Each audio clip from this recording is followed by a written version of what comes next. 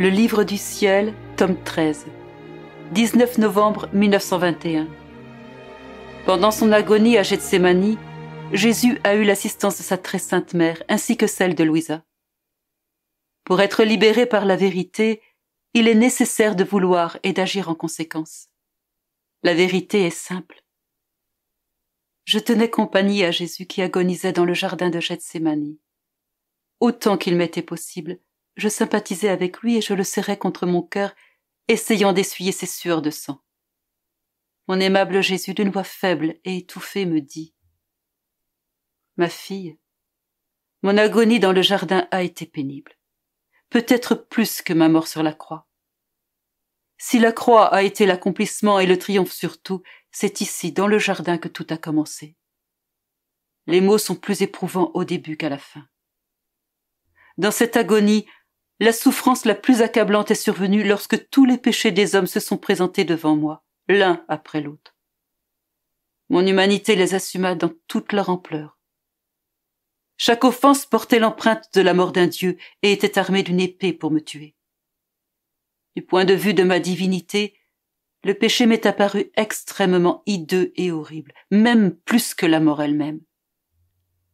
À la seule pensée de ce que le péché signifie, je me sentais mourir et je suis vraiment mort. J'ai crié vers mon Père, mais il se montra implacable. Pas même une seule personne ne m'a aidé pour m'empêcher de mourir. J'ai crié vers toutes les créatures pour qu'elles aient pitié de moi, mais en vain. Mon humanité languissait et j'étais sur le point de recevoir le coup fatal de la mort. Sais-tu qui a arrêté l'exécution et a préservé mon humanité de la mort à ce moment? La première personne fut mon inséparable mère. J'ai crié à l'aide. Elle a couru vers moi et me supporta, et j'ai posé mon bras droit sur elle. Je l'ai regardée au seuil de ma mort, et je l'ai trouvée dans l'immensité de ma volonté et dans l'absence de divergence entre ma volonté et la sienne. Ma volonté est vie. Puisque la volonté de mon Père était inflexible et que ma mort était causée par les créatures, ce fut une créature habitée par la vie dans ma volonté qui me donna vie. Ce fut ma mère, celle qui, dans le miracle de ma volonté, m'avait conçu et donné naissance dans le temps, qui à ce moment me donna vie pour une deuxième fois afin de me permettre de réaliser l'œuvre de la rédemption. Puis regardant à gauche, j'ai vu la fille de ma volonté. Je t'ai vue comme la première, suivie d'autres enfants de ma volonté. J'ai voulu ma mère comme première dépositaire de ma miséricorde. À travers elle, nous allions devoir ouvrir les portes à toutes les créatures. Ainsi, j'ai désiré qu'elle soit à ma droite pour que je puisse m'appuyer sur elle. Je t'ai voulu, toi, comme première dépositaire de ma justice, pour empêcher que cette justice soit exercée sur les créatures comme elles le méritent. Je t'ai voulu à mon côté gauche, près de moi. Avec ces deux appuis, j'ai senti en moi comme une nouvelle vie. Comme si je n'avais rien souffert, j'ai marché d'un pas résolu à la rencontre de mes ennemis. De toutes les souffrances que j'ai subies pendant ma passion, plusieurs étaient capables de me tuer. Ces deux appuis ne m'ont jamais quitté.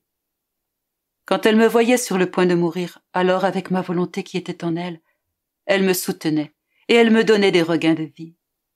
Oh, les miracles de ma volonté! Qui pourrait jamais les compter et juger leur valeur? Voilà pourquoi j'aime tant les personnes qui vivent dans ma volonté. Je reconnais en elles mon image, mais très noble. J'entends en elles ma propre respiration et ma propre voix. Si je n'aimais pas de telles personnes, je me fourvoierais. Je serais comme un roi sans héritier, sans la noble suite de sa cour, sans la couronne de ses enfants. Et si je n'avais pas d'héritier, de cour ni d'enfants, comment pourrais-je me considérer roi? Mon royaume est constitué de ceux qui vivent dans ma volonté. Pour ce royaume, j'ai choisi une mère, une reine, des ministres, une armée et un peuple. Je suis tout à eux, et ils sont tout à moi. Pensant à ce que Jésus m'avait dit, je me disais, comment cela peut-il être mis en pratique? Jésus revenant ajouta, « Ma fille, pour connaître ces vérités, il est nécessaire qu'il y ait le désir et la volonté de les connaître. Imagine une pièce dont les volets sont fermés.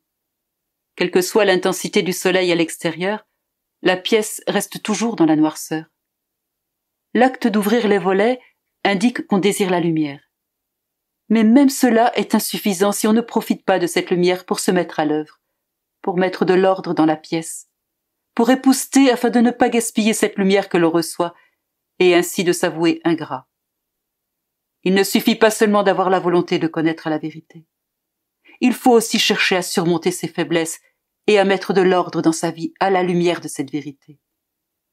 Il faut se mettre à la tâche de telle sorte que la lumière de la vérité qu'on a absorbée brille dans sa bouche, ses mains et son comportement. Autrement, ce serait comme tuer cette vérité en ne la mettant pas en pratique. Ce serait vivre dans le désordre en pleine lumière. Si une pièce est remplie de lumière et en même temps dans un complet désordre, et que la personne qui l'habite ne se soucie aucunement de corriger la situation, n'est-ce pas là un spectacle pitoyable? Il en est ainsi de la personne qui connaît les vérités mais ne les met pas en pratique.